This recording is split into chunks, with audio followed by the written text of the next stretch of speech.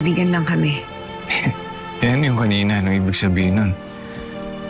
Na may pakindat-kindat ka pa sa akin. Ano, ginugood time mo lang ako? Ang susunod na programa ay rated PG. Ito ay nangangailangan ng patnubay at gabay ng magulang para sa mga batang manonood.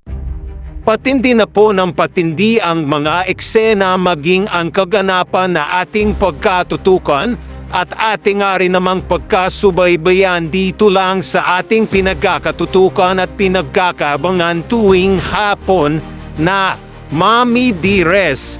Simula pa lang din naman kasi ito na sa natitirang 3 linggo ay hindi nga rin naman kasi titigil itong si Olive sa kaniyang mga plano at tila titindi pa nga rin naman ito na kung saan aabot na nga rin naman sa punto na sa sukdulang galit at inis na rin naman kasi nitong si Jade.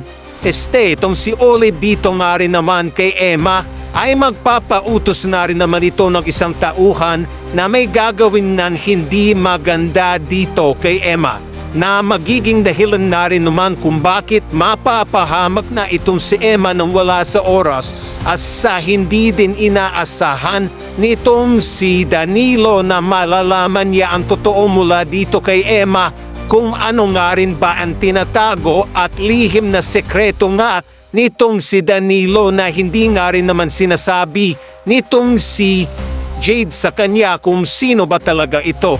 Kaya hindi na nga rin naman kasi nagpatumpik-tumpik pa itong si Danilo dahil nga rin sa halo-halo na naiisip nito, gayon din ang pag-aalala nito dito kay Emma sa nangyari nga rin naman kay Emma. Dito'y pilit pa nga itong si Olive itong si Jay dito nga rin man kay Danilo na ituloy daw man nila ang plano para sa kanilang kasal. Pero ang isasagot na nitong si Danilo dito kay Jade na, di ko na itutuloy pa ang kasal natin, Jade. Ayoko na, hindi na maganda ang nangyayari.